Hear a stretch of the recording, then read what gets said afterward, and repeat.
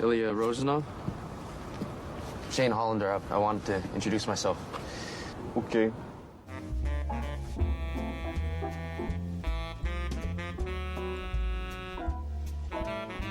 It may be cold in London, but here at Rom Met Com, fans are hoping for something hot on the mic.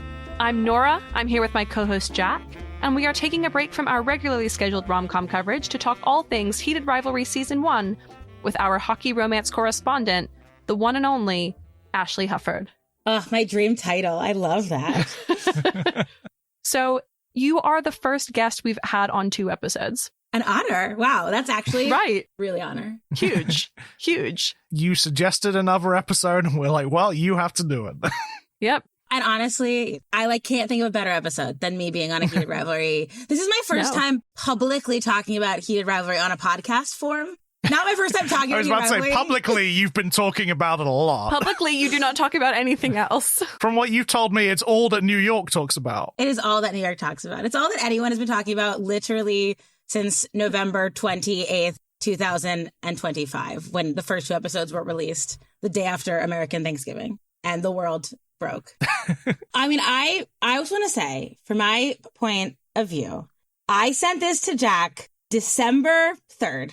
And had you done this on December 3rd, you could have been the #1 Heated Rivalry podcast right now. So that's all I'm saying. That was 3 days after the first 2 episodes were dropped. I had watched them at that point 80 times and was like, this would be really good for the podcast. So I do what you want. Do what you want with the information. That's just all I'm saying. I gave you a gift and it was rejected. I'll tell you this, Ash. This show didn't exist over here. This didn't come out until, January 12th? I don't know if you know this, but the internet exists and people were watching it before it was on television in the UK. We do not break laws here at Rom Met Com. Yeah, we'd have had to fly to Canada. We are not pirates. It was all over the internet. So I'm just saying. I am not as hooked in as you are, Ash. You messaged me that and I was like, what the hell is she talking about? What is this?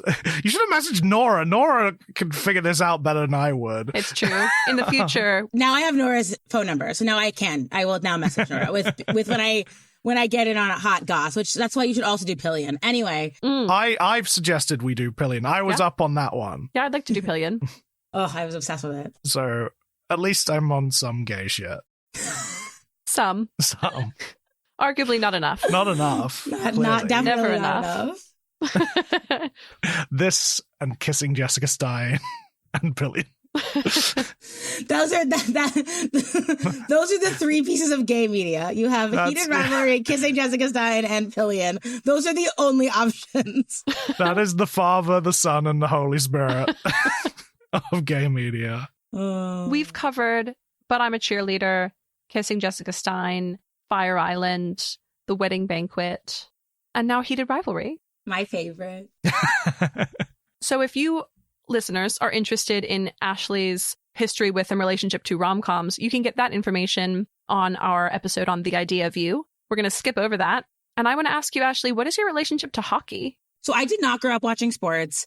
When I was in high school, I dated a hockey player. Okay, that's where it all began. Nice. My high school boyfriend was a goalie. Not like a good goalie, like played high school hockey, was not going to the NHL. Yeah, whatever. But because of him, I ended up getting really into hockey. And when I was in college, I interned for the National Hockey League and then got hired out of that internship. So I worked for a hockey television show for like 4 years. And then I worked in sports for a decade covering hockey. I lived in Toronto for 2 years covering the Toronto Maple Leafs. And yeah, hockey's been a big part of my life. Well, at the time, it was really fun. And honestly, like, there was a lot of weird baggage around it, I think, partially because, like, I worked primarily with men, and there was, like, a lot of, men are kind of the worst.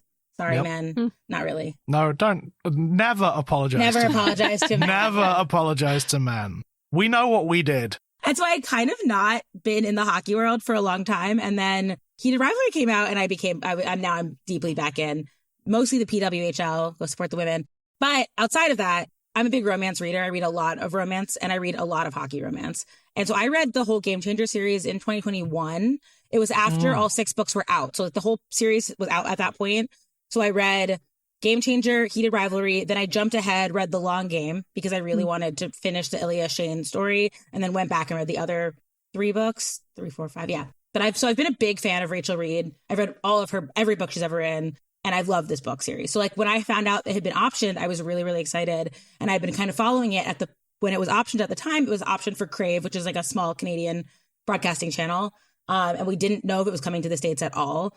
And I had told my friend's husband, who's like, was going to somehow legally obtain the episodes for me so I could watch them. Because I was like, I have to watch the show. Record them on VHS and post them to you. That's the way to do it. That's how he was going to do it. And then HBO announced that it was taking it up, and I was like, this is the best day of my life. So I was very hyped going into it, but I really thought that Heated Rivalry was going to be a series that was like for me specifically. Like I did not think it was going to be a communal experience. I thought this was a show that was coming out for me and my interests alone. And then to watch it explode in the way that it has, it's been like really lovely and wonderful. And so I started making videos about it just because I wanted to talk about it. And then that started blowing up too. So that's been like very fun to kind of build this community around romance and around hockey romance. And yeah. Nora, what's your history with hockey? I worked at an ice rink all through college. So I have carried close to my heart a bias against hockey players ever since then. When you have to clean up after them, you kind of stop liking them. But my relationship with this show has been able to exist separately from my relationship with hockey. What? Are you not? You're not talking about the incredible amount of hockey that's played in the 6 episodes of Heated Rivalry? Right. It's entirely hockey. It's a sports show. It's about sports. That's what they've learned. They're like, you know what? We should do more sports content. That's what people are asking for. Yeah, that's what's missing. In season 2, you know it's going to be upped. Well, I have started reading the books, and there is more hockey in The Long Game than there is in Heated Rivalry. And I'm like, we don't need this. No sports, love only, please. So when I was leaving university and applying for jobs, one of the things we were told was like, put something down other than like film that you're interested in, because, you know, you're going for jobs in film. People want to see that you have a rounded interest in something. I was like, I don't though. So I was like, what can I put? I was like, I'm going to put that I'm a fan of ice hockey because I don't think anyone will ask me about it. And it used, when I was going for job interviews, people were like, oh, you like ice hockey? I'm like, yeah, I like ice hockey. Big Edmonton Oilers fan. Yeah. Had you ever watched hockey? No. I would say that I like the Detroit Red Wings or the Edmonton Oilers because those are the team names I'd memorized. And this sort of like capitalized one day when I was working with a voiceover actor, directing him in some commercial, and he came out and he's like, you know what, Jack? You really suit a hat. Well, who's your baseball team? Give me a baseball team. And I was like, immediately, I don't like baseball. I like hockey. And he's like, oh, who do you like? I was like, I like the Detroit Red Wings. And he came back the next session with like a official Detroit Red Wings like cap that I still wear like on and off to this day. But from then on, I was like, you know what? I should start watching hockey because I've made it a part of my personality, despite the fact I know nothing about it. So I wouldn't say like I'm like a huge fan, but I do like watching like games from time to time. And I've, I played the NHL games on PlayStation. And who is your team? I do like the Edmonton Oilers. Connor McDavid. Yeah. And now I've watched Heated Rivalry. I finished watching Heated Rivalry today. Crazy. Today. Yeah, I've been texting him all week, like, have you watched episode 5 yet? Have you watched episode 5 yet? And then this morning, I got the text I had been waiting for, which was, episode 5 is a masterpiece. Yes, it's the best episode of television that has ever existed in the history of television. It is. I don't make the rules. I might slightly disagree. You're wrong. In that I think episode 3 is better. Every single straight man on the planet is obsessed with episode 3. Every single one. It's because it's the one that feels safest to them. And that's, anyway, I got a whole thing on it. But it's universally, straight men love episode 3. It is. I'm sorry. No, I just think I think it's really funny. It's because it's the one that feels safest to them. It's the one that feels most like a hetero relationship. And so to them, they feel like very safe in episode 3 in a way that the other episodes push them and test them a little bit, which I really find fascinating. The psychology. The psychology of straight men. Oh, God, let's not go there. So I'm not going to disclose how many times I have watched it, but I watched it in a sort of a weird way the first time. I was in Malta traveling for work, and I was locked in a hotel room because I had strep throat. So I was basically quarantined. And I was like, you know what? I'm going to watch that hockey show. Yeah. And I binged the whole thing. But I was like so sick and miserable that as soon as I got home, I was like, I'm going to watch it again immediately in a state of clear mind and health. And then I just kind of didn't stop. Yeah. I feel like I should say I'm not a binger in any way. I don't like binge watching TV. Jack doesn't like TV. I don't like TV. I liked this. Would I like it more as a movie? Who knows? Boo. So Jack and I agreed that he would watch the show, and that if he didn't feel really enthusiastic about it, that he was going to be politely fired from this episode. Good, honestly, good call, good call. I don't think you would have wanted to join us had you been like, this show's terrible with me and Nora. Right. We'd have been like, I was like, Ash and I can handle it. But I did say to Nora on the way in, I was like, I think I'm going to be a tourist on this episode. You know, like... Well, I feel like a tourist on this episode because even though I have been like deep in Heated Rivalry threads in particular for the past several weeks, Ashley is the queen of the Heated Rivalry fandom. So I am also a tourist. We are handing the mic to you, Ash. Yeah, what I think one of the things that Heated Rivalry did so well in the States and in Canada when it was released is that we got the week by week format. Because like Jack, I agree with you. Like, I did watch all of Bridgerton and like whatever the like, but I in general like I love a week by week format. Like Me too. And the way that it hit like so specifically at the specific times, like so the first 2 episodes, they dropped the first 2 episodes on the day after Thanksgiving, and then it was once a week, Friday at midnight. And when I tell you that, like, it was crazy just watching it as it grew, like, week to week to week, even within, like, my friend circle of, like, people that were like, have you seen the show yet? But getting to experience it, like, I just can't. I mean, Game of Thrones is probably, like, the last time I can think where people were, like, that locked into something week to week.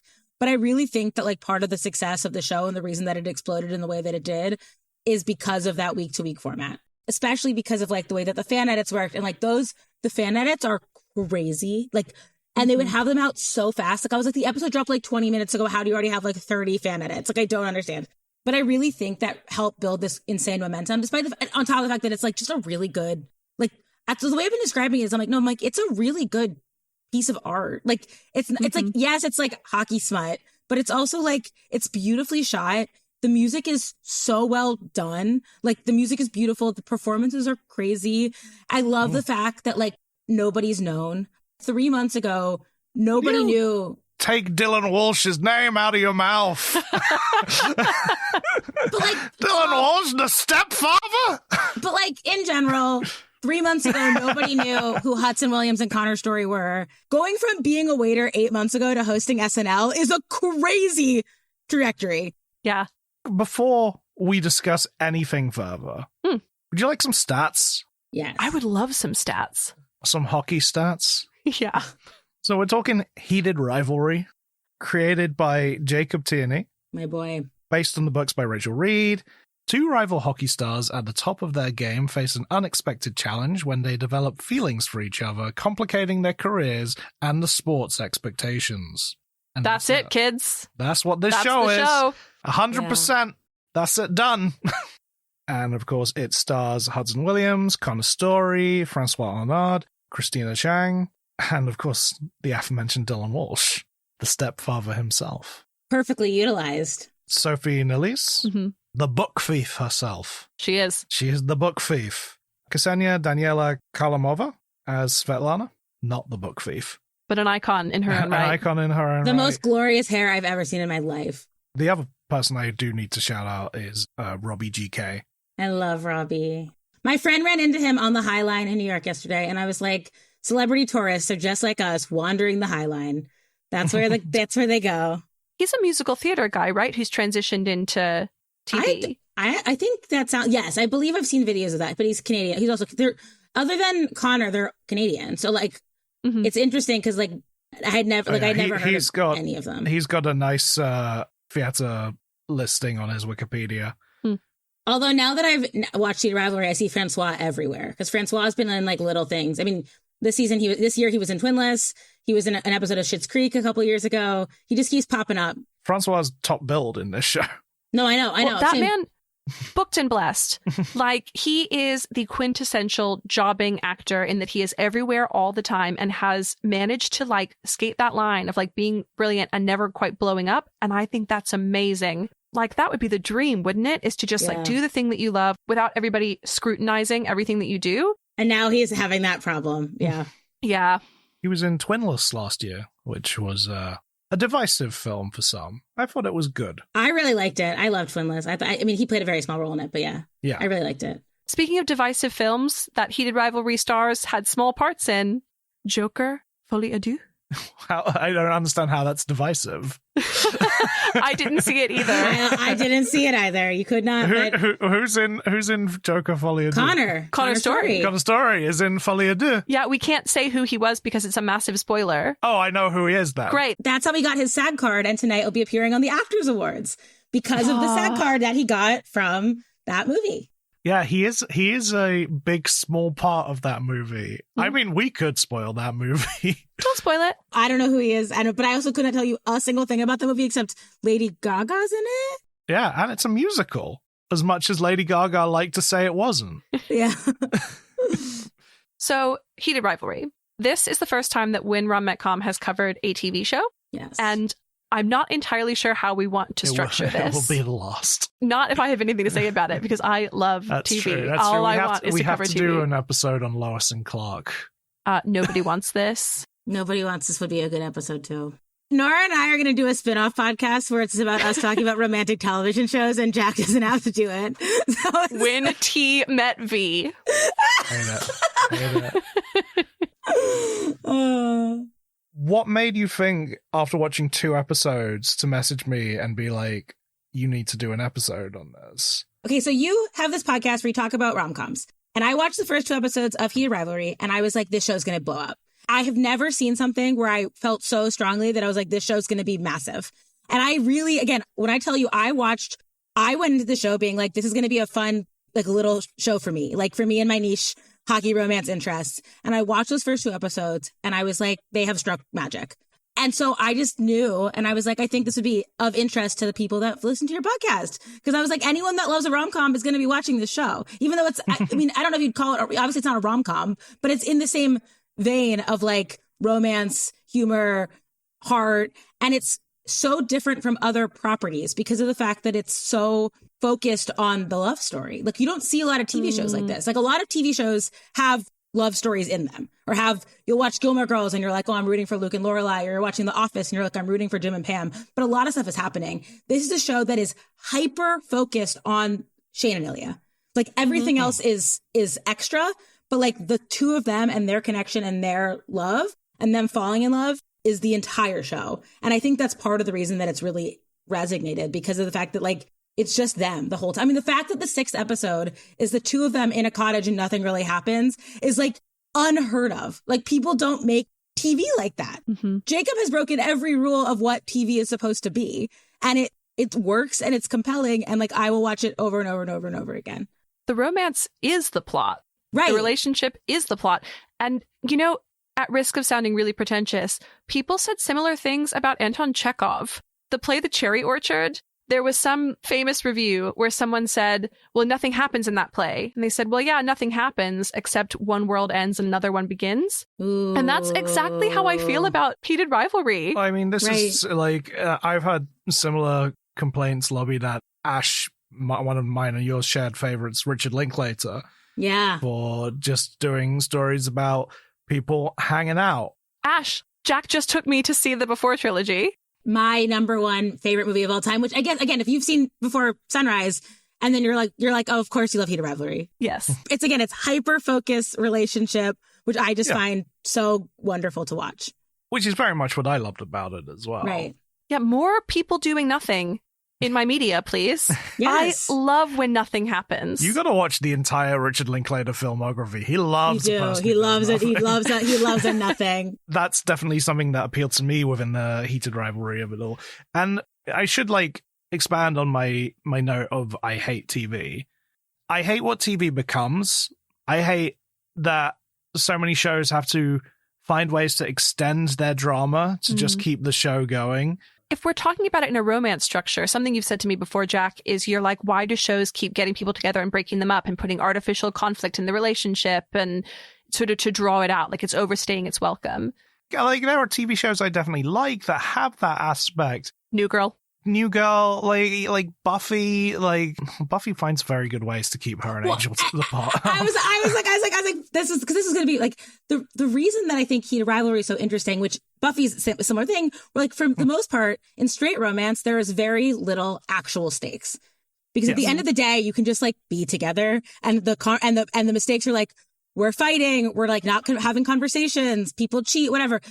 Buffy's a different example because I've lost my soul and I've turned into an evil demon is like a pretty good conflict. But it's like, a pretty good one. And you've lost it because you experienced like an orgasm, your one moment of true happiness. a little death, as they say. What a fucking, like not to praise Joss Whedon because what a fucking asshole, but like, that was honestly, from all of every bad reveal, that was the hardest for me to deal. It is wild. Please stop spoiling Buffy for me. I'm going to watch it. Oh, no, okay. no, Joss Whedon's the creator. Oh, I know that. Oh, okay. Stop spoiling plot points. Well, this is very early. This is early season Buffy, so you're fine. You're not. Yeah. Also, watch fucking Buffy, Nora. I know. I'm having surgery soon. I'm getting my tonsils out, and my plan is to watch Buffy. You are like the only person who watched every episode of The Vampire Diaries before they watched Buffy. You know, I like what I like. Okay. You're like, I like a diary. Yeah, I like diaries. And Buffy holds up. It's of its time, but it also holds up. Yeah. Good to know. SMGs. I trust you, Ashley. I trust your assessment on this. What the fuck about me? Jack, you and I, it's complicated. But Ash is a pure soul, and I trust her with my life. Ashley, I want you to know that you are the reason that I watched Heated Rivalry. This is the You're also the reason I watched Heated Rivalry, but different type of reason. And I cannot thank you enough because it is a breath of fucking fresh air. And there have been all the think pieces about like, why do people love it? And it's really simple to me why people love it. It's that reparative, restorative experience. Yeah. It's all Jacob Tierney. Like, I just think, like, Jacob Tierney, I find such a fascinating person, and the way that he adapted this piece, which Jacob has a level of respect for like romance as a genre that I love. Like, if you read a lot of romance, like, you're used to kind of being like weirdly ashamed about it because people just like they write it off as like, you know, women's fiction or like women's lit or like whatever rude, you know, misogynistic thing they want to say. There's so much like incredible writing in the romance genre, but there's also like so much incredible like comfort that comes from it. Because like when it comes down to it, like the thing about a romance book, there's like two rules, and the two rules are it's about a relationship and it has a happy ending, and that is like the crux and the core of all of romances. What I love, what was really interesting about watching people find Heated Rivalry who are not romance readers, is I would watch it and be like, oh, what like is going to happen? Like they're going to break up. This drama is going to happen, and I was like, no, like there's a lot of tension. There's a lot of drama, but there's ups and downs, but the guarantee is a happy ending. There was never, we knew that the series at that point, they didn't know when they finished it that there was going to be a season 2, was going to end happily. It was it literally ended them riding off into the sunset.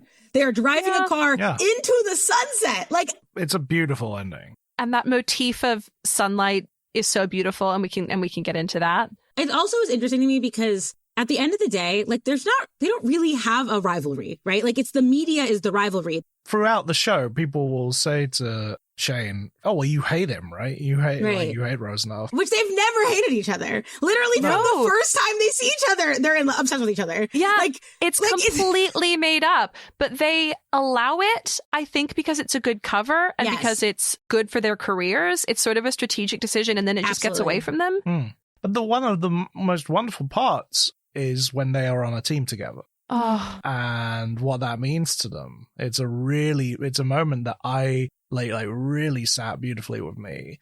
And I was just like, imagine if these guys had been on a team together from the beginning, everything would have been so much easier for them. I loved it. That's one of my favorite moments of the show. It's just Ilya coming up to him after he shoots and scores and gives him the big like kiss on the side of his face. that might be my favorite moment in the whole show, unless you count. I mean, no, obviously it's the end of episode 5. Yeah, the end of episode 5. But it's kind of like, we can't even really consider that moment in favorite moments because, of course, that's the best one. So if we put that aside, then I think that kiss is my favorite. It means so much to them and something completely different to everyone else. Yeah. And I love that. That kiss is for them. Well, and for me, it's that kiss, and then with the next kiss, which is them in the hotel room when Ilya starts crying about his family, and he turns his face away, and then Shane gets on his a mess. Like the thing about episode 5, which I find so brilliant, is that it covers so much. I find the fact that like Jacob Tierney could take that much content and put it in an episode and none of it feels rushed and all of it feels earned. And I'm like, it's so incredible to play with time in that way. Like, I just feel like there's so, as like what you were saying before, Jack, like I feel like a lot of times you watch TV shows and people just don't know how to play with time. Either things feel too long or too short, or you don't get enough content or you get too much content. And I just feel like this is like just an ode to Jacob Tierney, but like the way that he was able to break it down where like it all just feels perfectly timed into that episode is I just think is a brilliant piece of theater, art, whatever. And it's very interesting because, again, one of the things I absolutely hate in TV is when an episode comes along and decides to focus on something else that is like, oh, we're not actually going to continue the plot because we have to fill a 24-episode order. So here is our random filler episode. And of course, one could look at episode 3 like that, but that's not it at all. And the fact that it comes so soon into the show, it's quite jarring at first, but because it is incredibly charming and wonderful and like made for straight men, because I will say, like, I watched the first 2 episodes and I was like, maybe I will leave Ash and Nora to just discuss this themselves. I don't know if this is feeding me like the way it feeds them. And then I got to episode 3 and I was like, oh, I get this now. That's what I've told everybody, because I think a lot of people that, again, are not like in the romance genre world. I'm like, you have to watch through episode 3. And really, like, once you get to episode 4, you're like deep. It's like, for me, I'm like, and I really love the first 2 episodes, but I definitely think those are ones that rewatch better if you, especially once you like love Shane and Ilya, like go back and rewatch them. But I just think episode 3 is an amazing episode. And it was kind of a big deal, again, in the week-to-week format, because people were like, we had 2 episodes dropped the first night. You wait a week, and then it's the Scott Hunter episode. And when they titled the Scott Hunter episode, it was just 6 asterisks because they didn't want people to know that it was going to be a Scott Hunter episode. So like, but we kind of, right. So it was fun. And my friends and I were like gossip, and I was like, it's got to be Hunter. Like, it has to be, the 6 asterisks have to be Hunter. You have to have the foundation of Scott and Kip to get to that cottage moment. And so I was like, we have to get it. And I thought the way they did it was like really, really great. Yeah. I like Game Changer. You do not need a whole season of Game Changer. You get 80% of Game Changer in that one episode. And I felt really good about it.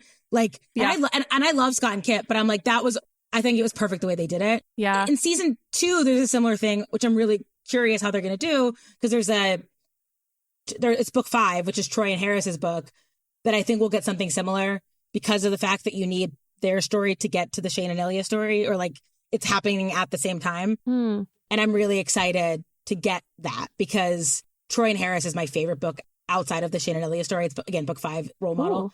It's so good.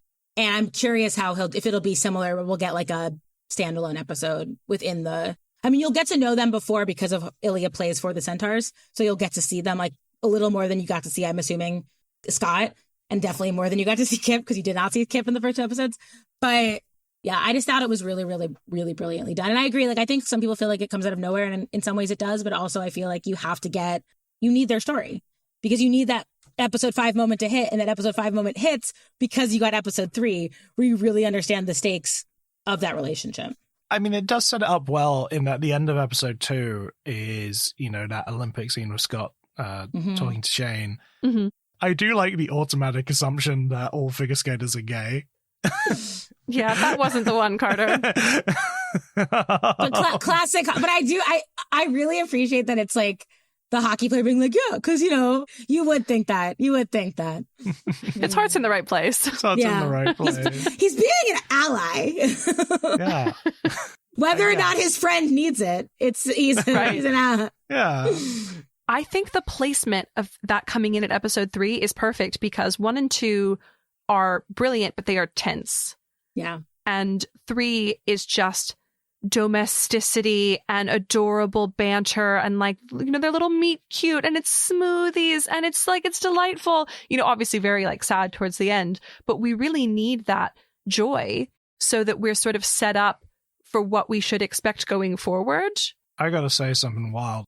So Kip is working at the smoothie place and he's asleep at the counter. Yeah. He's not there alone. There are other people working there. Maria just sat there and watched that happen. That was my big thing, because at first I'm watching it, I'm like, oh yeah, he must be alone. And then it pans, and she's sitting there going, girl. Maria is doing it for the plot. She's just having fun. She's like, yeah, Maria is the goddess of theater. She knows what's going to happen and allows for things to happen. But I was just if I was working with somebody who A, fell asleep, and B, someone came in, I would either nudge them to be awake or be let me serve you. Maybe Maria was also asleep. But I also think what should have happened is instead of Scott clearing his throat, Maria should have just thrown a lime at Kip. That would have been good. Yeah. I would have, because I'm a good friend. I'm a good coworker. So funny. I know everyone said it. There's no banana in that smoothie. No, it is the weakest smoothie of all time. It is my only criticism of that entire production is what was going on with that smoothie. There was a girl on TikTok who's a food plater for movies and TV, and she's you need to hire someone for season 2. She's all the food plating is terrible in the whole series.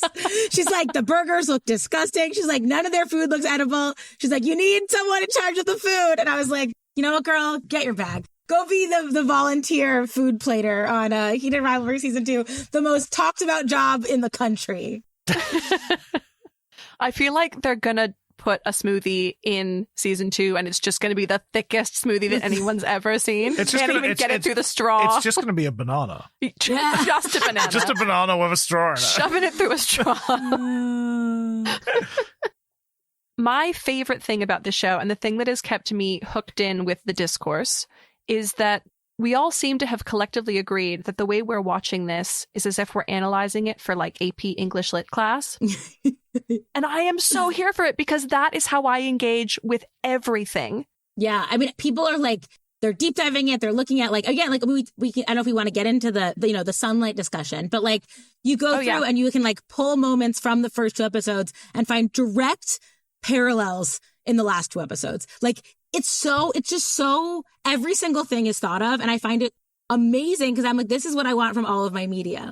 Obviously, yes. I love garbage TV sometimes. Sometimes I want to watch, a Real Housewives or a whatever and throw it on. How's Survivor treating you? The best. I love Survivor. I'm so happy. And that's not garbage TV, okay? That is a competitive social strategy game. Yeah, what the hell, Jack? But yes, I do want to talk about the sunlight motif. Right. I do want to talk about the parallel construction. I also took the liberty of preparing a little dissertation on all of the drinks, all of the symbolism of the beverages. Let's get into it. I told my boyfriend Kieran that I was going to be doing this, and he kept walking by and he would see Shane drinking ginger ale and he'd go, ginger ale, ginger, redhead, on the outside, left out. Just basically started doing performance poetry at me. He's vodka because now their relationship is clear. Oh my God. The thing is though, he's kind of right. There actually is. So, okay, the tuna melt scene. Yeah. Ilya obviously has bought ginger ale for Shane, and that's makes a big deal of that.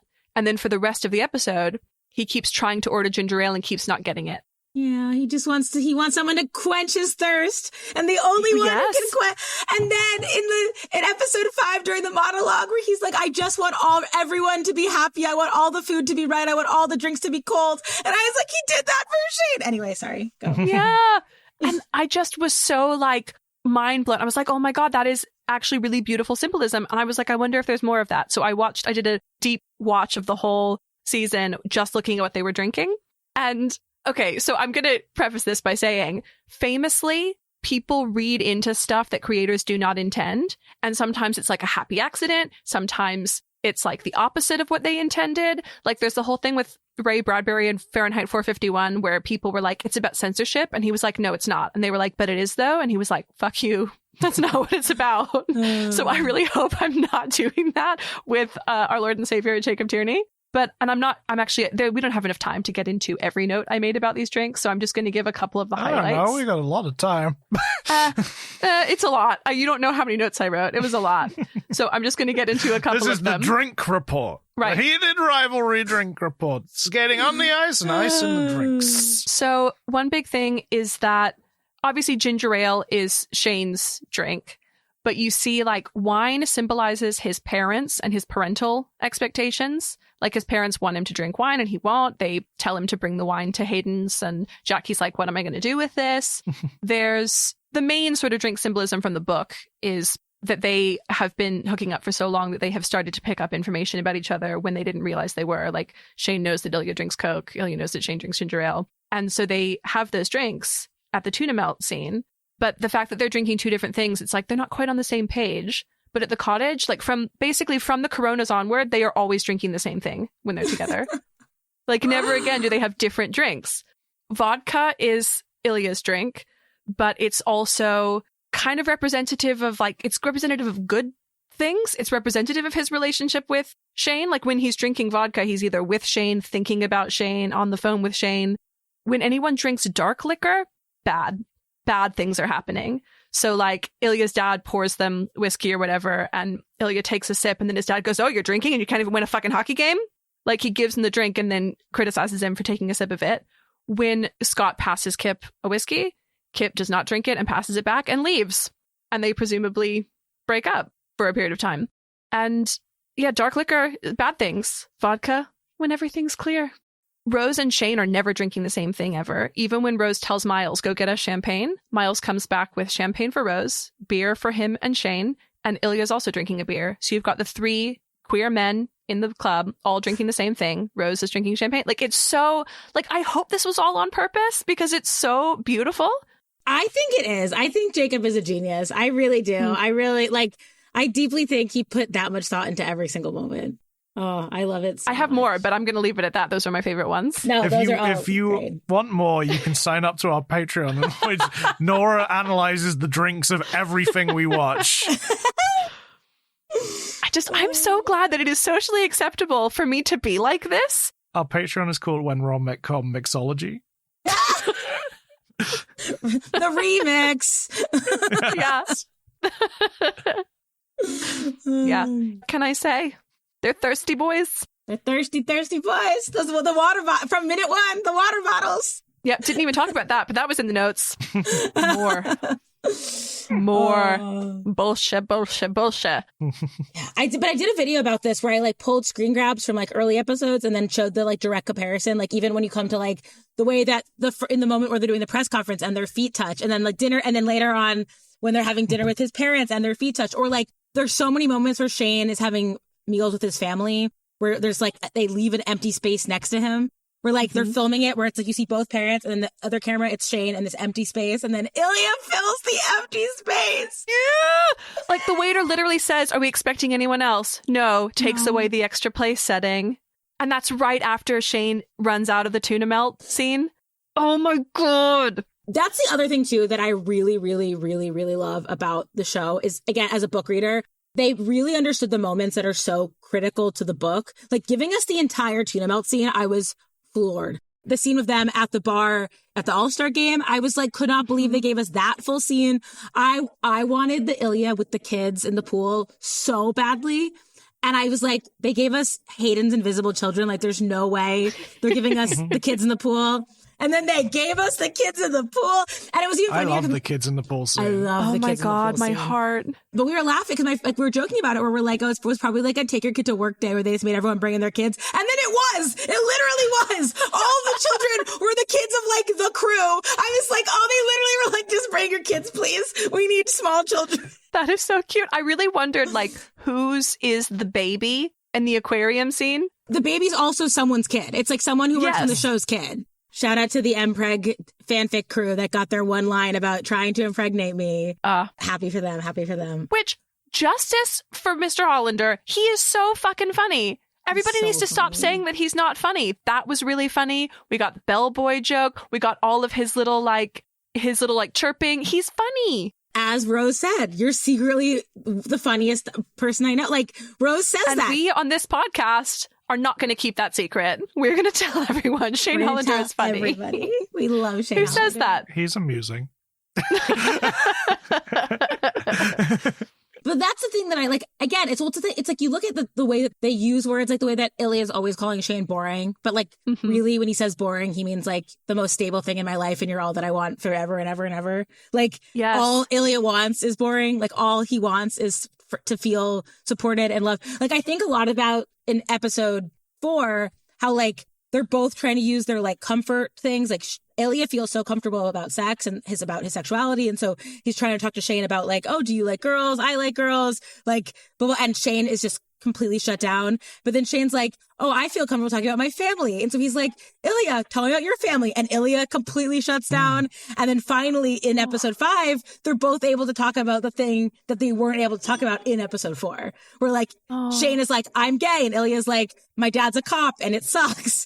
And it's just like, I love it so much. That scene is one of my favorite scenes, mostly just for the way it is staged, where they are so far away from each other on that couch, like sitting at the complete opposite ends. But it isn't until like Ilya opens up a tiny little bit after he has that phone call with his dad, who's, you know, clearly going through like the stages of dementia, and he comes in and Shane's like, how's your dad? And he's like, you speak Russian now? And it's really sweet. And that's when they come together and then Shane rests his head like on Ilya's chest. And I was like, oh, this is a really lovely moment that is unfortunately, you know, we go on and then like we have the lovely tuna melt scene, but then Shane leaves and we get into the book thief of it all. The club scene is so good though. The way that music is utilized in this show is so perfect. And Jacob talks about this in interviews too, where he's like, the first thing I did was secure the rights to I'll Believe in Anything. He's like, because I knew that like so much of the show was going to hinge on having that song and having that moment and having that like mic drop. And in the same way that they do with all the things she said in episode 4, we're like getting it and then doing that Harrison remix. Oh, it's perfect. It's perfect. Side question. Is Rose supposed to be Jennifer Lawrence? I think so. Absolutely. Yeah. Which is amazing. That's perfect. My favorite is Gus Kenworthy, who's an Olympic athlete. He's a snowboarder for the UK now. He was closeted for a number of years and he called Miley Cyrus his Rose Landry, and it sent me to the ground. Like he did an interview talking about Heated Rivalry and talking about the Olympics, and in it he was like, yeah, it really hit me because that was me for a long time. And Miley Cyrus was my Rose Landry. And I said, amazing. Art, actually, perfection. I want Miley Cyrus to be my Rose Landry. Yes. What would your Rose Landry be? Oh, what, to help me discover something about myself? Okay. I mean, what do you mean? Like, I'm just trying to think of like where you fit in this metaphor. Oh, like what? Oh, like what do I need? I don't know. We all need something. We all need Rose Landry. We all need Miley Cyrus. Yeah.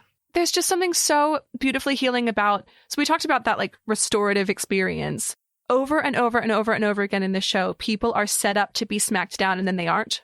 Kip is late to his catering shift and drops a bunch of trays and everyone's like, it's okay. Like, that's all right.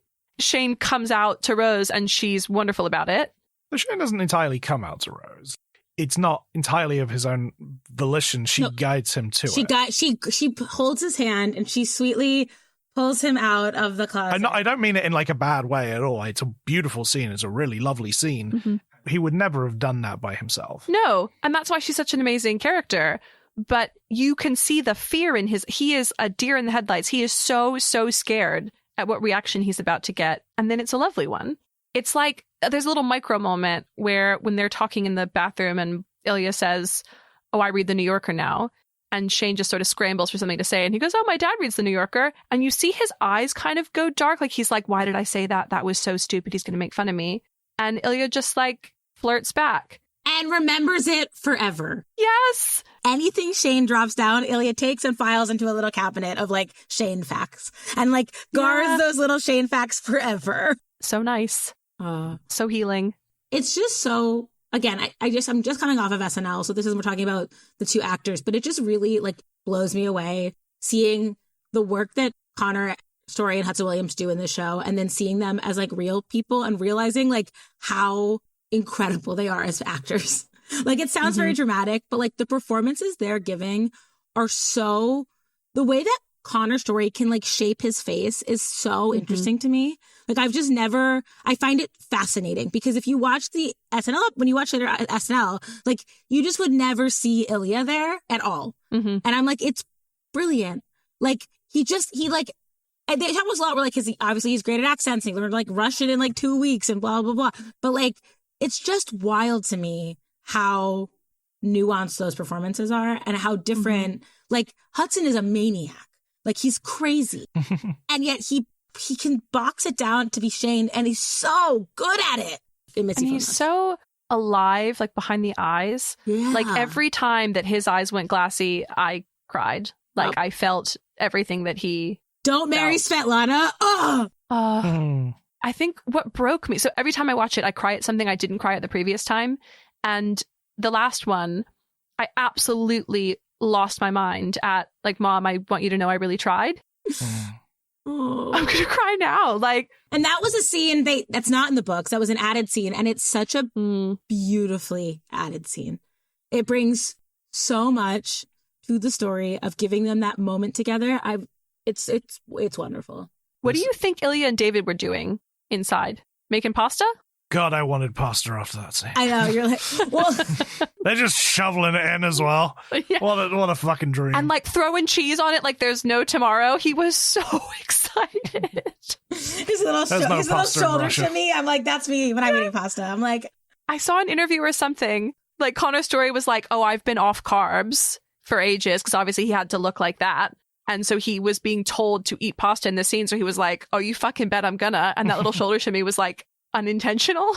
Well, they were saying too that apparently, like, he was saying he hates how in TV shows people never like eat. Like, he's like, they'll be at like dinner and no one's ever actually like eating. So he was like, I am committed to actually, and he ate like 8 bowls of pasta during the filming of that scene. And I'm just like, it's the burgers, and like every time he eats, like with that tuna melt, he is fully eating that food and like talking with his mouth full. And I'm like, yes, that is what people do. Tuna melt, the least sexy food during the most sexy. Yeah, that's it's the wild to choose the tuna melt. Can you imagine a less sexy food than like hot tuna and mayo and cheese? No. I hate, like, the smell of tuna genuinely makes me sick. Rachel Reed talked about it because someone asked her why tuna melt, and she's like, well, grilled cheese seemed like too obvious. And she's like, and tuna melt to me felt kind of like Russian inspired, that he would like, because Russians like that they love fish, and like that he would try this tuna melt and be like, oh, I like this, and that would become his new thing. But she did a whole thing about how he spent like, it killed me. Because in the book, you get that scene from Shane's perspective. You don't get that scene from Ilya's perspective. And so she tried, in Ilya's perspective, like, he's been planning this out for like weeks, where he like knows Shane's coming. He knows they have a game the next afternoon. So he's like planning this whole thing to like get Shane to spend the night. It's like, it devastates me because he says his name and realizes he's fucked up and tries to take it back. And Shane just like can't deal and runs away. And it like devastates Ilya, and I was like, you're killing me. I can't with these. He's like, boys. He's like, I got ginger ale. He's like, I've made food. I'm gonna put hockey on because he likes hockey. And right. He'll be comfortable. And he's probably like cleaned the house. But also, this show is the best PR that tuna melts have ever had. Oh, I mean, yeah, they're suddenly everywhere. Everyone suddenly wants to eat a tuna melt. Who knew? Yeah, not me. Not me. But like, God love him. I think Rachel Reed also said, oh, well, I felt like that was something a hockey player would know how to make. Yeah, because it's like so easy. It's like... And you're right, like grilled cheese, that belongs to anyone but you. So... Yeah, they trademarked sexy grilled cheese, unfortunately. I mean, I'm like, here's a grilled cheese and a tomato soup. I would be like, I'll stay forever for you, Ilya. Oh my God, yeah. Right? Yeah, if you want to catch me, that's what you're baiting the trap with. Oh. I've never made you a grilled cheese and tomatoes soup. Yeah, well, what are you fucking waiting for? I fucking should. Well, When you do your draft of sexiest foods in a rom-com, tuna melt bottom, but Tuna melt ain't gonna make the list, I tell you that much. But the symbolism and the it's such an important scene. it is. It's I love it so much. It brings me so much joy. And then again, the back to the food. Like I always think about you don't do math when he's like talking, when he's like, why would you make it? Yeah, that's an insane moment. He's made 8 burgers for 2 people. Although I'm like, you are hockey players. Like I feel like hockey players could eat 8 burgers. Yeah, they 100% could eat 8 burgers. Hockey's such a great choice because it is such a full-on contact sport. You know, these people are rushing into each other all the time. Because you could, I'm trying to think of doing this football or to our American listeners soccer episode, like Heated Rivalry. I don't think it has the same sort of ring to it. Hockey it works so much better than anything else, I think. Yeah, why do we think hockey, Ashley? I mean, to be fair, there are many, many romances of other sports genres. There's a lot of baseball romances. There's some football. I don't really read the football romance because I don't really like football.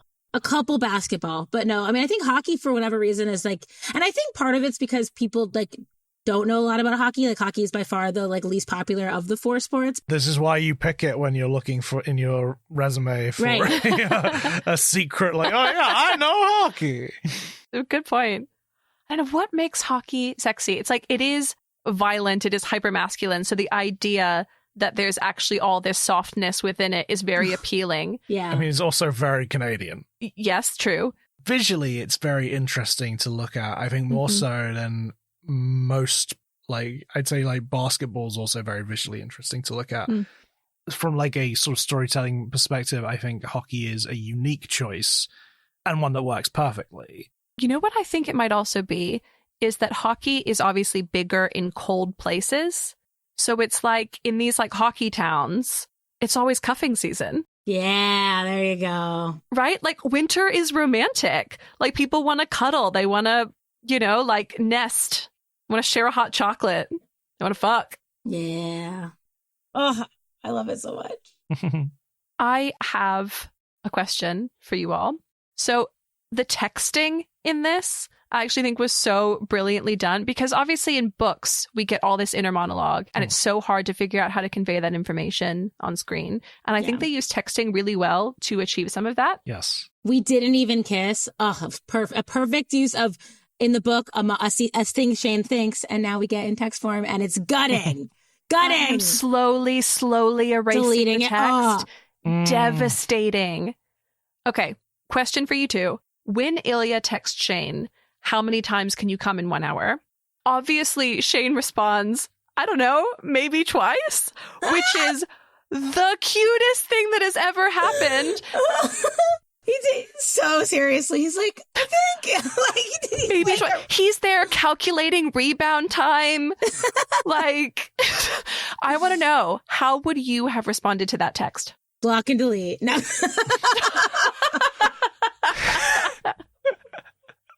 Let's say you were into this person.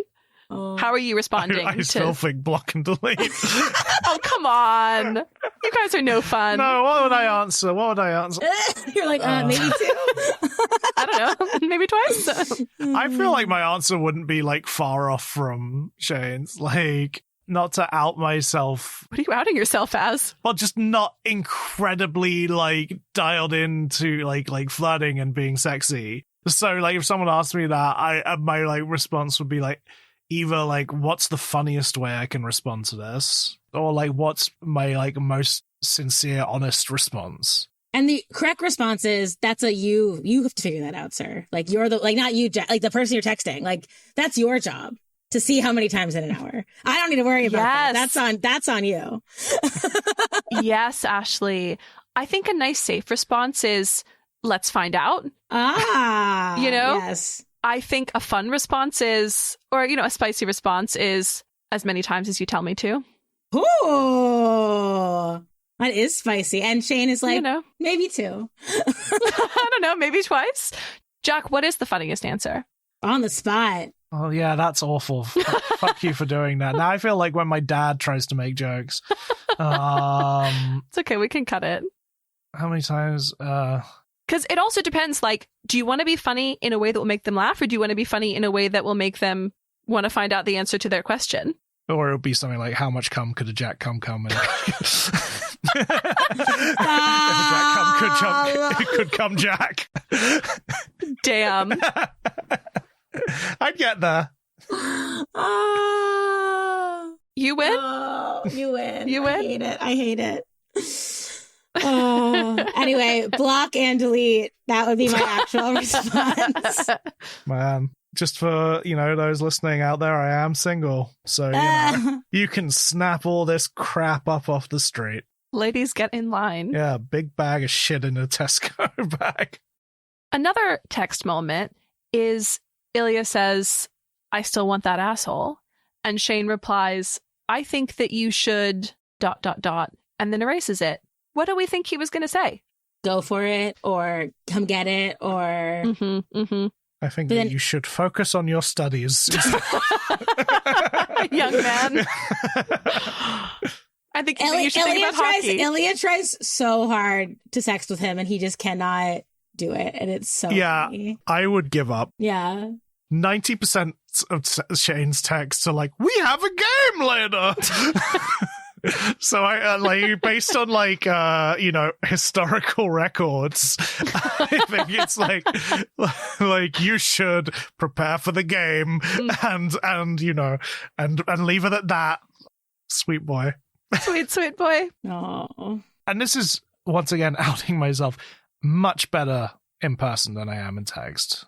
If the moment strikes positively, then I can be flirty. But I feel like me and my boy Hollander relate on that front, in that we'll let the moment take us, but words on a screen don't exactly offer the same, emotion.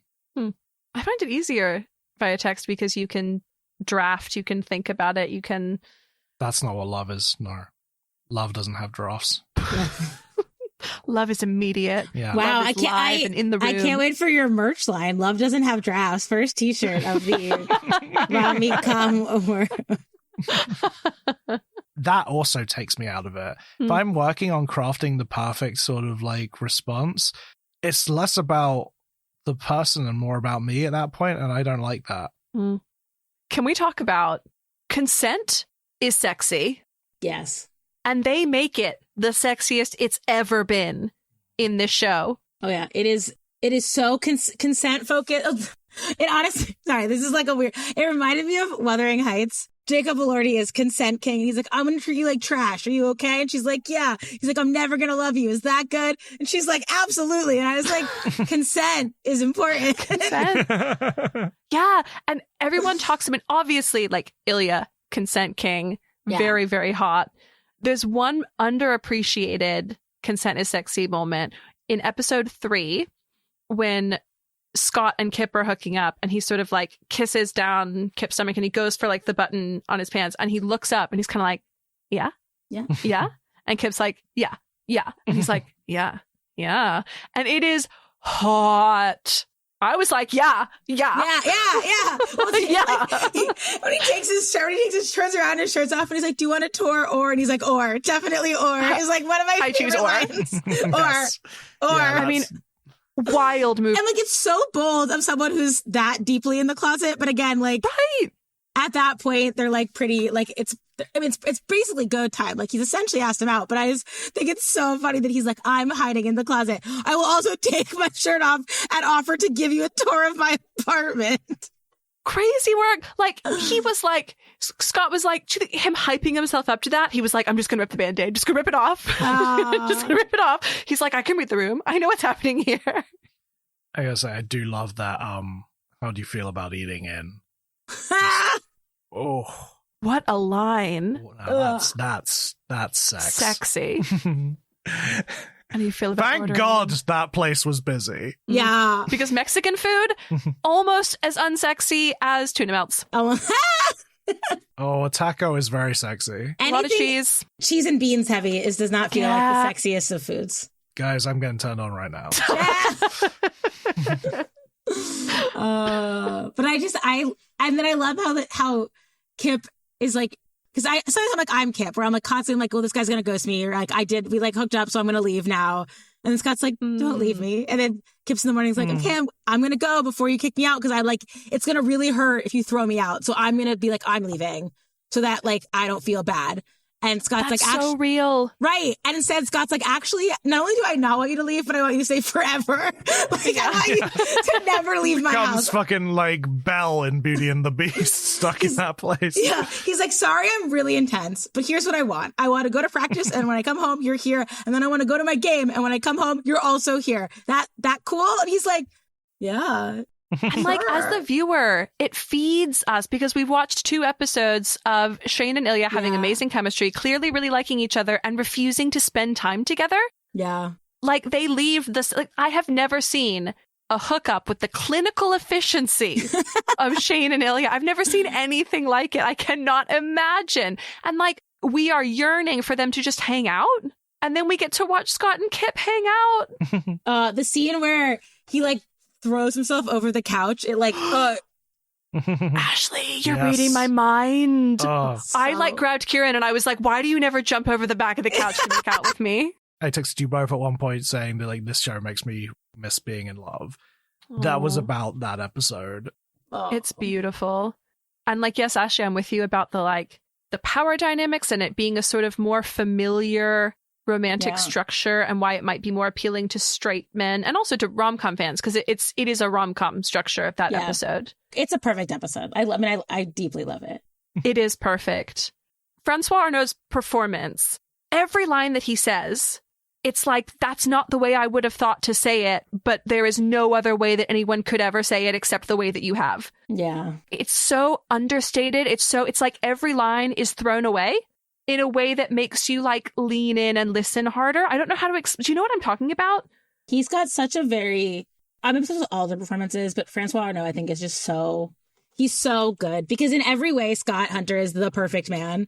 Like he has no flaws minus his big hidden secret flaw, which is that he's too scared. But like he's just so charming. Like you're like, this is I understand why Kip, an openly gay man, is like, I will hide in the closet for you because you are everything that I could have dreamed of and more. Yes, but then Kip is so great that I understand why Scott, who has a lot of really legitimately good reasons to stay in the closet, is clawing his way out of it for Kip.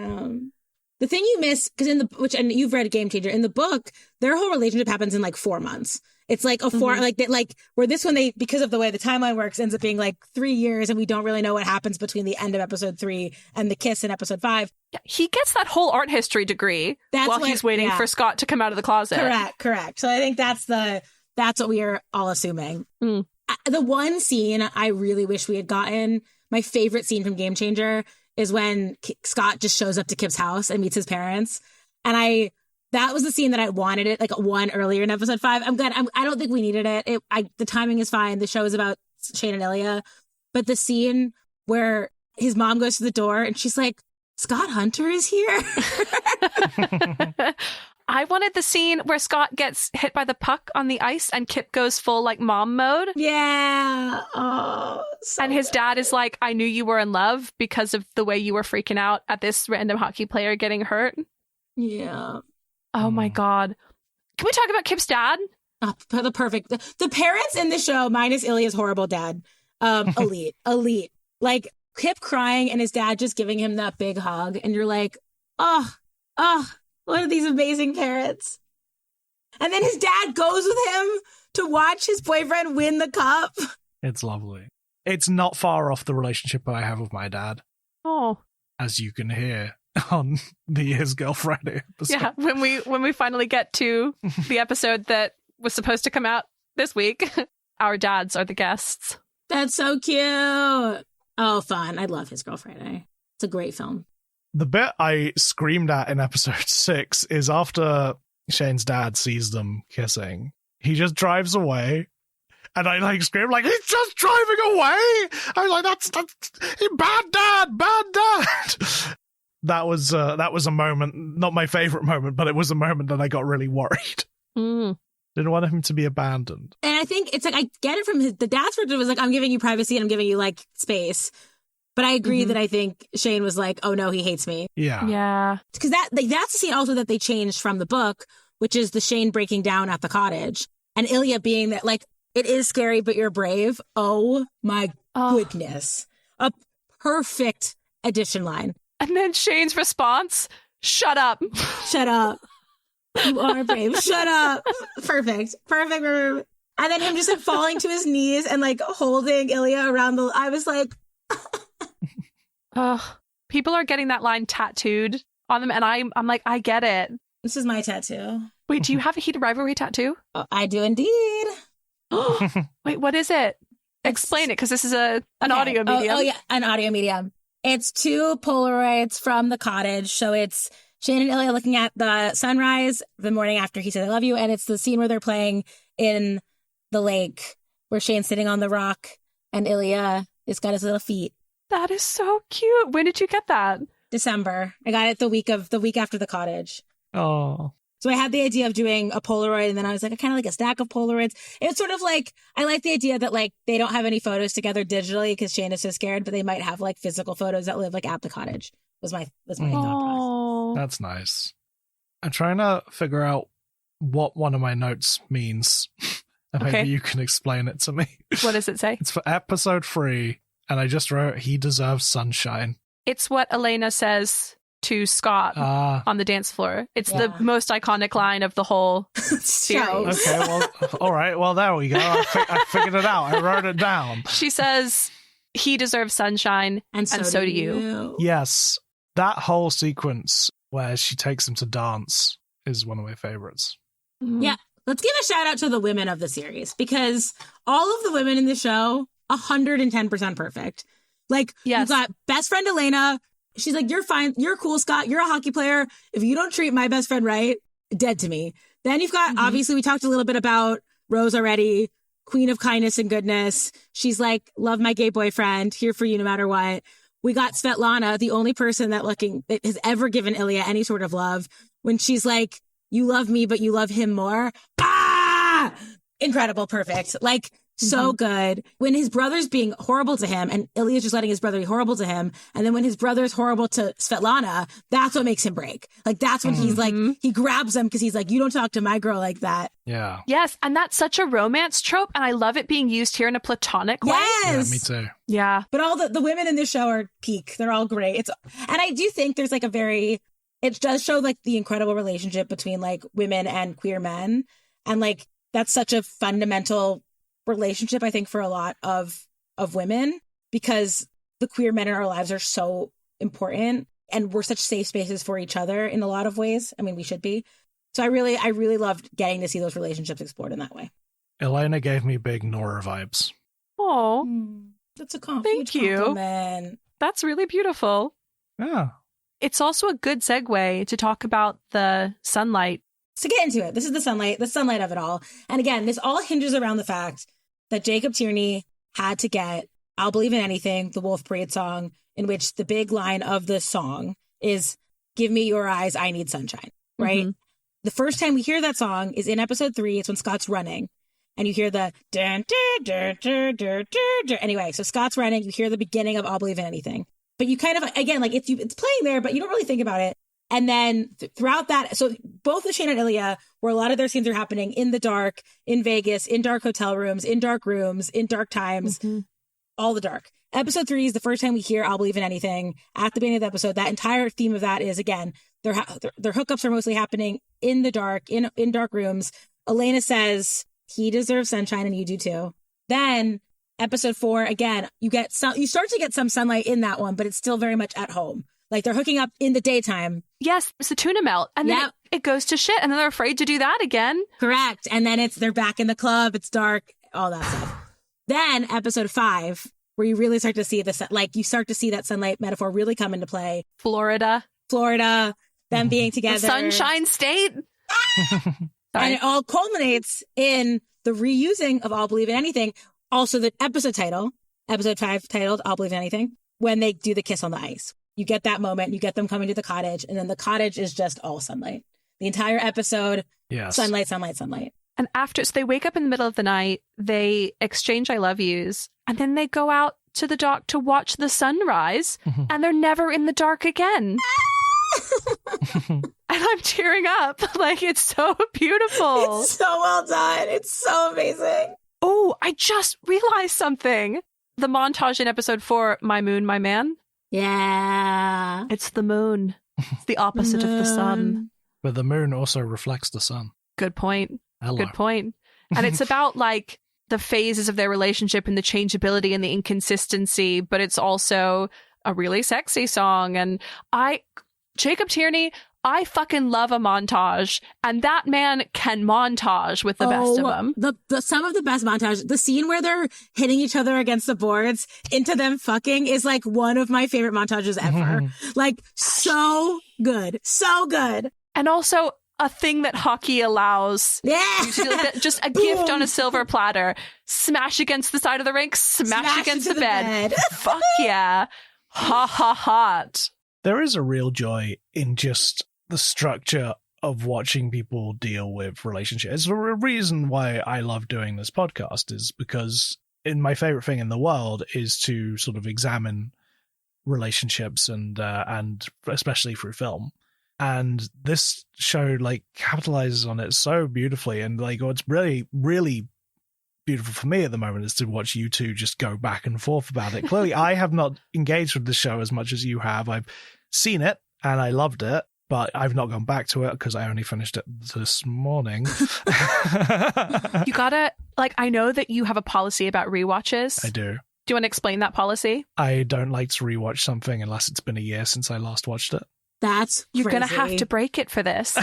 Because truly, it's not just that it's really good, so we want to watch it again. It's that the rewatch value is higher for this than for anything I have ever seen. I can't do it. The best I can do is if like I go see a film twice at the cinema. But like I real struggle with a rewatch because there's so much I want to watch. You didn't rewatch Fight Club immediately? No. Just to be like, I need to watch it knowing what I know? No, I got it. Because that's kind of what this is like, particularly episode 1 and 2. But I love that. I love that, but I have to have some time apart from it. I can't imagine. I just can't imagine not getting comfort from things. Yeah, I'm a diehard rewatcher. I love a rewatch. I do rewatch. I just don't rewatch immediately. A year is crazy. A year is nuts. A year? Unhinged, insane behavior. Like, if I waited a year, I would forget what happened I'd be like, oh, it's a new movie. Oh, but Nora knows this about me. I don't forget shit. Yeah, Jack never forgets. I think it's the ADHD for me that like, I record an episode, I step out of the studio, I don't have a fucking clue what we talked about. When I listen for the edit, I'm like, oh, great. That's me. I'm the same way. And I think it's also my ADHD. It's not me. Nora's like, I can't believe you don't listen back to the episodes. And I'm like, why? I was there. I'm like, I forgot all of it. This is brand new to me. So, but that is it. Like, it saddens me that I'm like that because I feel like I can't entirely engage with you guys on the same level as this. But it is beautiful to watch you two engage on it. That's all I want is for people to enjoy listening to me talk about Heated Rivalry. That's my goal in life. I love loving things. I really enjoy just loving things. It's why I'm not a critic. I can critically analyze something, but I don't enjoy talking about things that I hate. So I really only like talking about things that I love. Yeah. Well, I mean, that's very much the goal of this podcast. Yeah. That's my policy on this podcast is we don't bring on guests who hate the movie because there are so many movie podcasts that's the whole point. And I'm like, that's not fun. That's not fun for anybody. It's fun for some people because there's a whole market for it, but it's not fun for me. It makes me feel bad to listen to people hate things. Yeah. And sometimes because we're not choosing the movies we cover at the moment, we're following a list. So sometimes I come into a recording and I'm like, I felt meh about this movie or I disliked this movie. And pretty much every time I leave, I'm like, I love that movie. There's something about the way that we engage with things that I just leave and go, I like it so much more now. Listeners, hold out for our Phantom Thread episode where I feel Nora goes up a full star. Yeah, I think I did actually. But yeah, I love to love things. You know, we're cringe, but we're free. Yeah. I think that's one of the best parts of being in my 30s now is I feel like things that in my 20s I would have not done because I would have felt too cringy about. I feel so fine about doing in my 30s because I just don't care anymore. Yeah. I just was like, I'm just going to make videos. And I'm not going to care how I look. And I'm just going to make videos of things I care about. And I'm going to talk about it. And people like people that just love things. Or I'm sure people hate that too. But whatever. I want to create a community of people that just like things. Yeah. It's so refreshing. It's so joyful. And that is what is like great about the Heated Rivalry is like it is a very joyful and loving show. Yeah. It's full of like respect for its characters. Mm-hmm. Respect for its characters. And again, respect for the genre. Media that is made for women, that's made for queer people, like is often disrespected and not seen in the same light as, you know, whatever highbrow fiction or highbrow nonfiction or whatever. And I think the reason that people are resonating so much is they just feel seen and they feel respected and they like the fact that Jacob's like, I'm going to give you what you want. You love this book. Here's the book on screen. Like he talked about it a lot when it came down to it, when they were like pitching it, people were like, oh, you should make them like wait 3 or 4 episodes to kiss. And he was like, no, like that's not the story. Like that's not the, no. And like people were like, oh, season 2, you could do like, you know, 10 episodes or 12 episodes. He's like, no, I want to do 6 episodes. He's like, I feel really good about the 6 episode structure. And I'm like, you know what? Like, he's like, I'm not going to, he could double he could be like, I'm splitting book 2 into 2 seasons. I'm doing this and this. He's like, no, I feel really good about a 6 episode structure where every minute is utilized perfectly. And honestly, respect him for it, even though I would like 100 episodes. I would like a chapter. I would like a episode per chapter. And Jacob's like, no, I'm going to do this my way and I'm going to do it really well. And I'm just very thankful for it. Jacob's right on that front. Right. No, but you were saying, it's what you were saying. It's exactly what you were saying. This is completely a natural, beautiful version of a love story. And that makes me really happy. I've listened to a bunch of interviews with Jacob Tierney. I think he's brilliant. And he said something like, when you are making something, every financial decision is a creative decision. It's like you have a finite amount of money, you have a budget, and you have to decide, do I want this or this? Do we need this more than we need this? Like, are we going to highlight that moment over this moment? Like, where are we putting our resources? Where are we putting our filming time? Where are we putting our locations? And the choice to make 6 episodes versus 10, 12, 20, 50 is a financial and a creative decision. They made this show on like a heart and a prayer. Like it was like $4. I mean, I think the boys each got paid like $80,000 total, which is like crazy.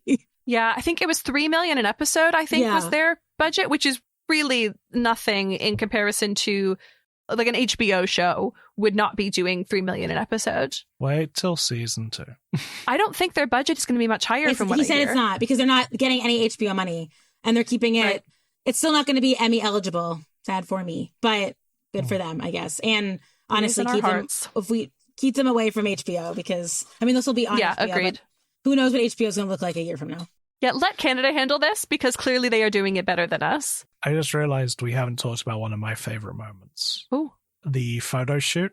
You look pretty. Yeah, I loved that, because that was like the first moment where I was like, oh, I'm really on board with this, like as like a viewer, because I'm like, oh, this is, and it's so sweet.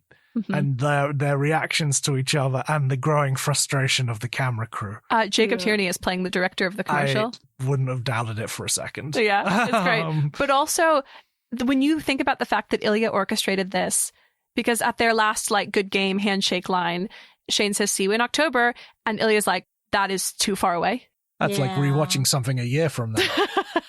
I love how that becomes a thing throughout the whole series. Like, I love how when he goes to visit at the hospital and he's like, oh, see you next season. And like, it's just like so charming. He just asked him to come to the cottage and he's like, oh, see you next year, bro. Just, I don't know. I love it. Bro.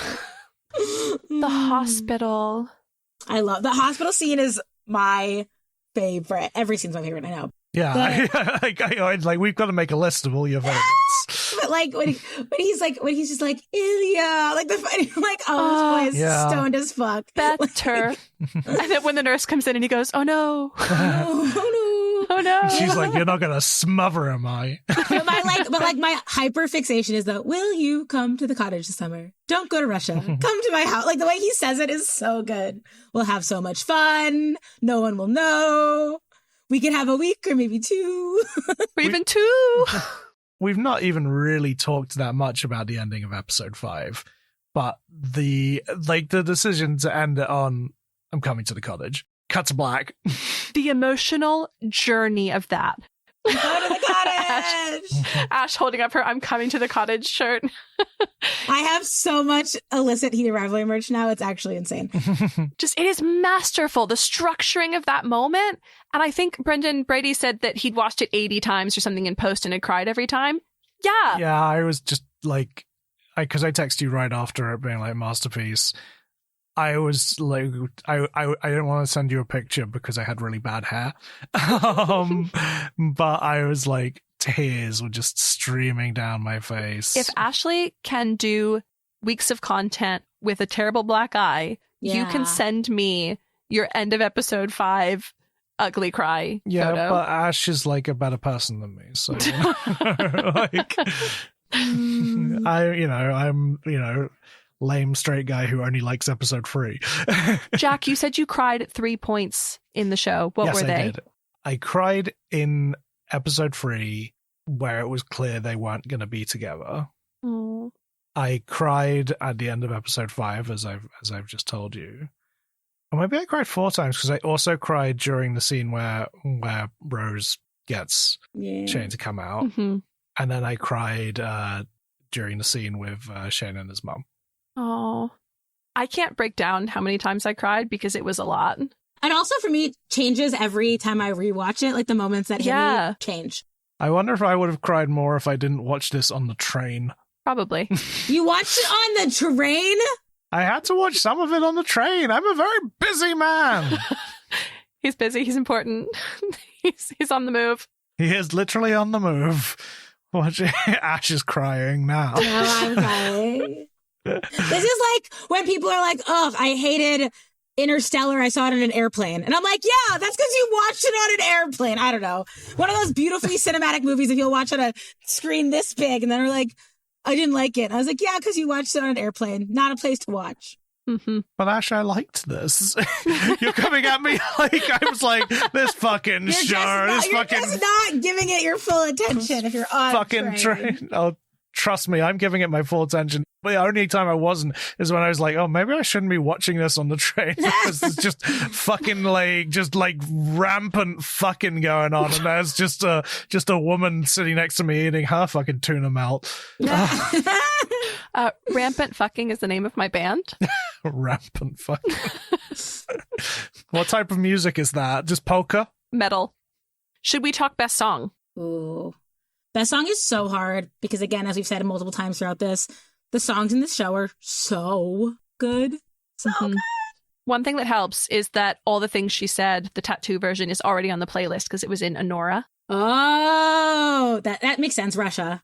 But this is like Sophie's choice for me. I do not know because there are so many songs that I want to have on the playlist. I have one written down. Okay. What is yours, Jack? I went for the All the Things She Said remix. Because it's just one of those moments where I was like, "Oh, this song is hitting," and also because I knew that All the Things She Said was in it because you text me about it. Mm-hmm. But when the remix hit, I was like, "Oh shit!" Yeah, it's very effective. But the problem is, we have to have All Believe in Anything there, so it really depends on what you're picking. So we're gonna play chicken because obviously All Believe in Anything has to be on there. We'll just put it on there. It goes as red. Okay, that's just defined as already on there.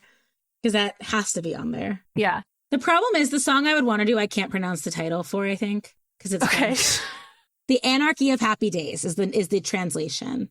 Where is that playing in the show, Ashley? After he's picked him up in the car and they're driving to the cottage. Amazing. I just think that song is so beautiful.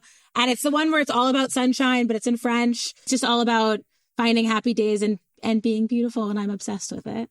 Well, help me break a tie, because my 2 other picks are My Moon, My Man by Feist and Bad Things by Caitlin Russo. Caitlin Russo is coming to do a concert in New York, and I'm going. It's the only song I know of hers, but I've been listening now because I was like, I have to go see Caitlin Russo. It is so iconic, that being the song that it plays all the way through. It's those final credits on episode 6. It's so joyful. It's such a good song. It's so catchy. But I also really love Feist, and that's such a good montage. And I would love to put Mange 2 on there as well. I just want to put the whole playlist on. I'm going for Feist.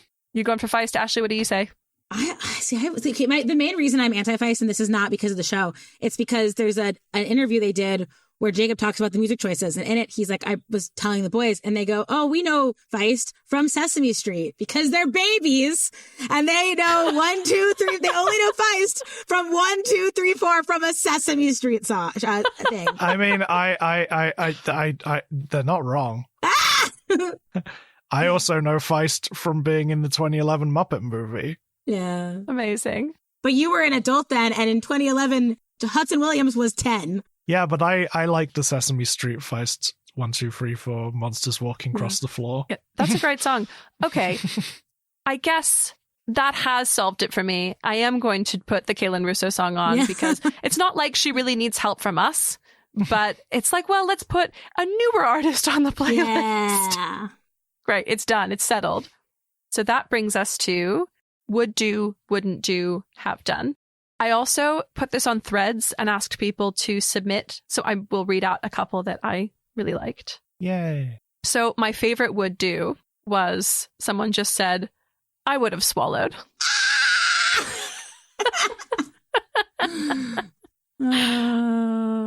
Absolutely iconic. My would do is that I would also go to the same smoothie shop every single day to flirt with a cute boy. Would do revisit the same smoothie place because I was attracted to someone there. I've not matched anyone's would do yet. That's really fun.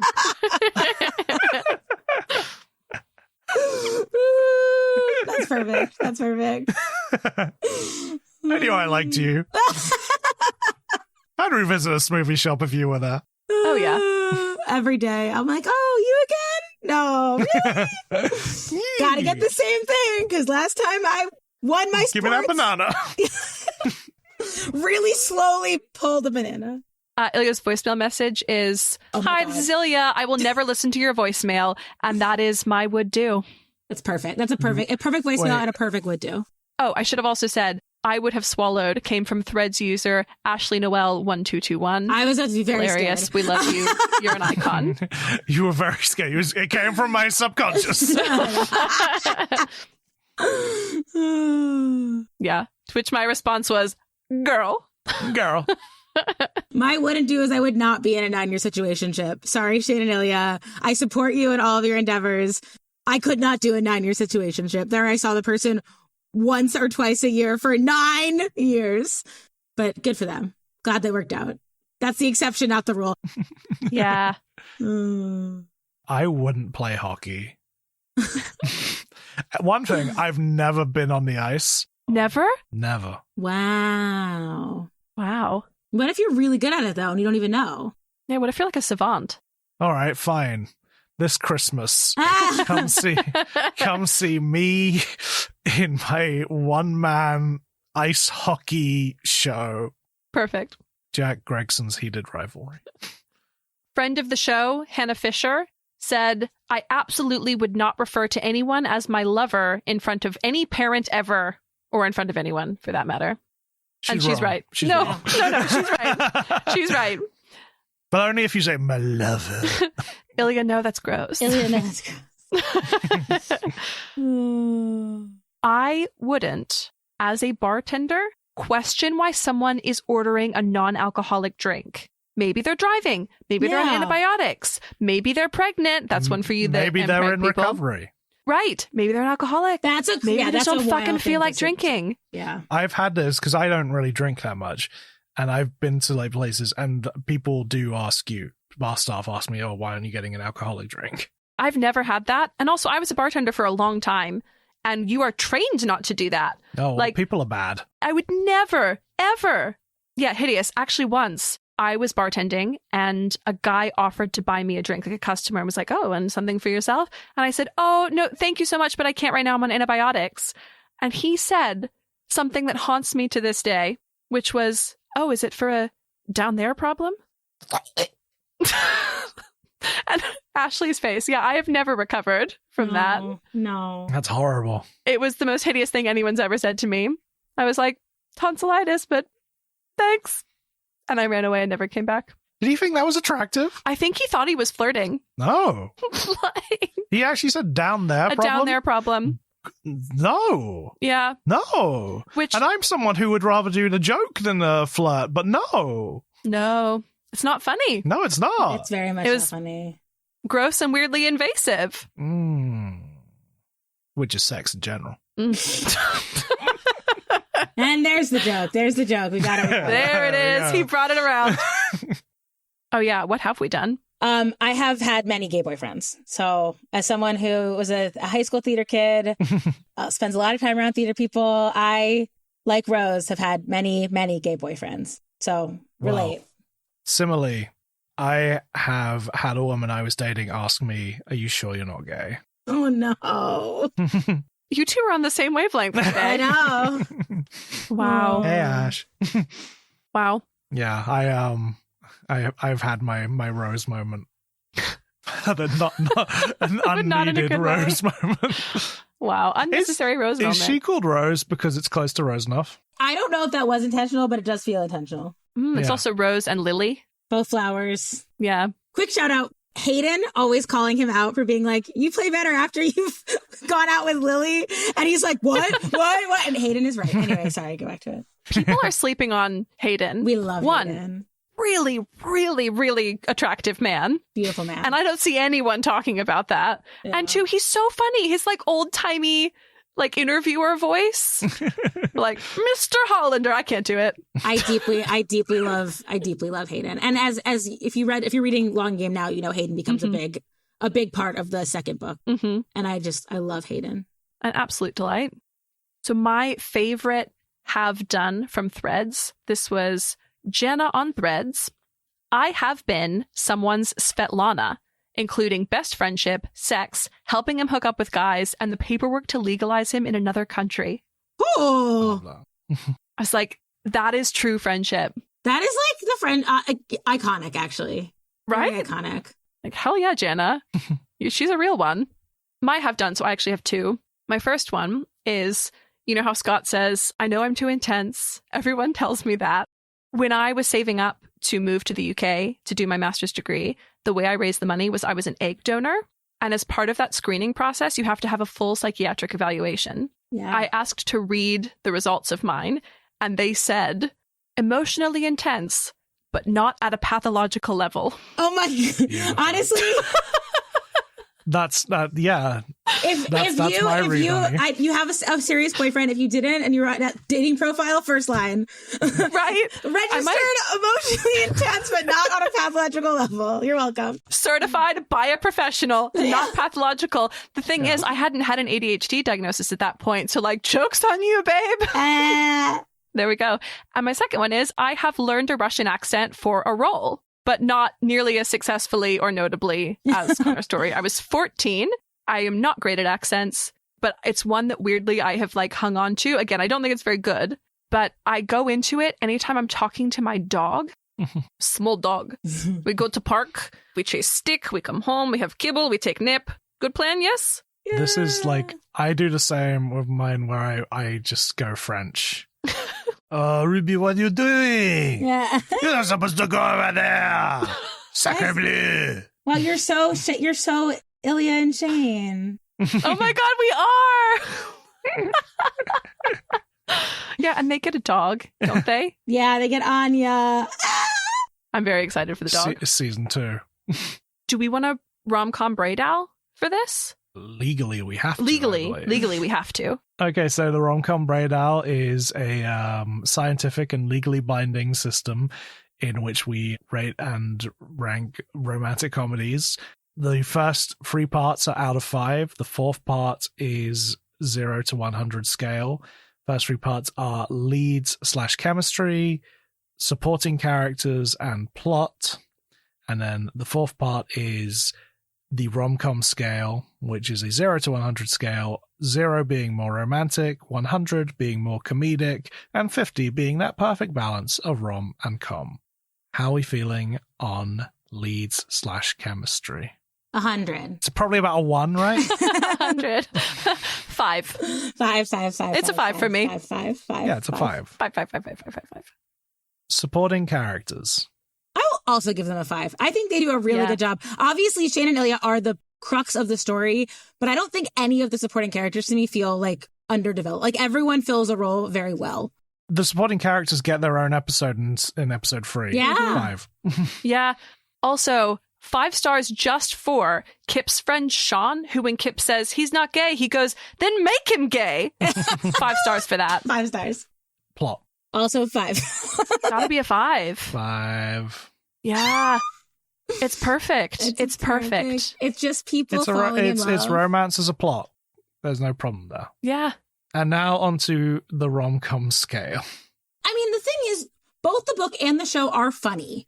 Like they're like yes. I would say like again, the last time I was on here, we did The Idea of You. I think they're much funnier than The Idea of You. Yes. Is it bad that I laughed when Shane gets checked in the game? No, because he's so happy when he's looking back at him, and then I'm like, look where you're going, man. You're playing hockey, right? Like it's and like yeah. I think about like every time Ilya's like, I know blush, you liar, liar, liar. Like it's all liar so told you that. Funny. Like Russia's no blush. Like it's so funny.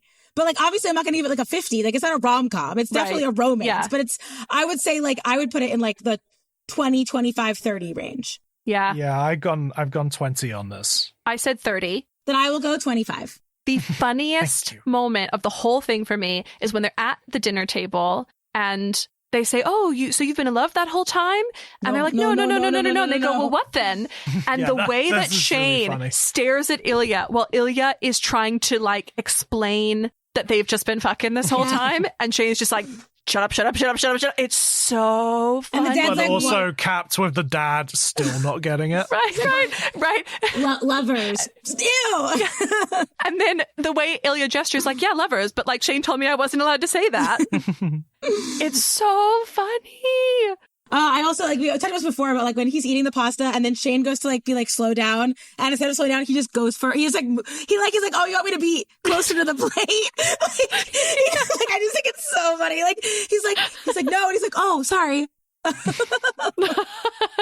So funny. Yeah, so it's not intended to be a rom-com, but it is a romance with a healthy amount of comedy in it. A lot of I could have used a little bit more comedy, but yeah, I'm very pleased with what I wouldn't want it to overshadow it. Yeah. I think like I do agree that like episode 3 plays like a rom-com. Yes. It's also, I hate to tell you to rewatch because I know you won't, but it's funnier on every watch. Yeah, because you catch more and more. Yeah. Well, we'll come back here in a year and we'll do another episode. Do it again. Before the season 2, before season 2 starts. Because a year from now will be right before season 2, probably. There we go. Perfect. A terrific time for you to rewatch. I don't rewatch the stuff I love over and over again. Crazy. Insane behavior. Because who wants to rewatch Twin Peaks on a loop? I have one last question, which is, if we were going to pitch a show with the same naming convention as Heated Rivalry, what would it be? I am suggesting Pleated Rivalry, about rival cheerleaders who fall in love, or Meated Rivalry, they're butchers. I've got a lot of them, so. Creted Rivalry, which is about people in Crete. Great. Sorry, this is... I like you say like the same format. This isn't the same format. This is just rhyming like ad-libs. Hey. It's feeted rivalry, and they're both rival feet. Rival feet? Rival feet. They do like... The left foot and the right foot? No, like they take photos of their feet for like OnlyFans, and they're the 2 biggest models. Yes! I would watch the shit out of that. Tell me you wouldn't watch Bleated Rivalry about 2 sheep from different farms who are competing to have the best wool. I would. Reeded Rivalry, clarinet players. Who's going to make first chair? I will say a shout, if you are really needing a Heated Rivalry fix after you've seen the show, read the books, there is so much incredible Heated Rivalry fan fiction out there, everyone. This is for a bit. It is the most... I love it so much because you get a lot of alternate versions of Shane and Ilya falling in love in many different ways. And it's kind of like you're watching them fall in love in every universe over and over and over again. So you could really use this format and write Shane and Ilya as all these different combinations and make them fall in love. Maybe I will write Bleated Rivalry. There you go. I think you should. It's the sheep romance we've all been waiting for. Bar none. The biggest one right now is called Wolfbird. It's blowing up the whole Heated Rivalry internet. Shane is still Shane. Ilya was injured before he was able to become a professional hockey player, is now a Russian dom working at a sex club that Shane comes to because he's finally ready. He needs to anyway, it's so good. It's beautiful, beautifully written. Go read Wolfbird. That's all I have to say. Nice. Is there anything else you'd like to plug? You can follow me on social media if you want to see 170. I made a playlist of all my Heated Rivalry videos. I'm in the 80s. It's like, you know how you have at the top of Instagram, you can make a little whatever. But yes, it's so many videos. So you're on Instagram, TikTok, Threads. Follow me for Heated Rivalry. Yeah, Thread. I'm now deeply into Threads. I was not a Threads person. Heated Rivalry has made me fall in love with Threads. So many have had that exact same story. Yeah. See, I was a big Twitter person back in the day. I was too. So I have loved this Threads revival. I agree. I totally agree. At Ashley Hufford on all platforms. Excellent. Get following, everybody. Thank you guys for letting me talk for 2.5 hours about Heated Rivalry. I really appreciate it. And honestly, anytime, I'm always down. I love to yap, as one knows. This has been When Rom Met Com. You can find us on Instagram, Threads, and TikTok at When Rom Met Com. You can DM us or send us an email at mail@whenrommet.com. Get it? We'd love to hear your thoughts on the films, or in this case, TV shows, what rom-coms you think we should cover, your best would do's, wouldn't do's, and have done's, or anything else you'd like to hear about. If you've had a nice time today, please consider leaving us a review or following us wherever you get your podcasts. And if you'd like to support the future of the show so that one day we can do an episode-by-episode deep dive on Heated Rivalry, you can leave us a tip. You can leave us a tip on our Ko-Fi.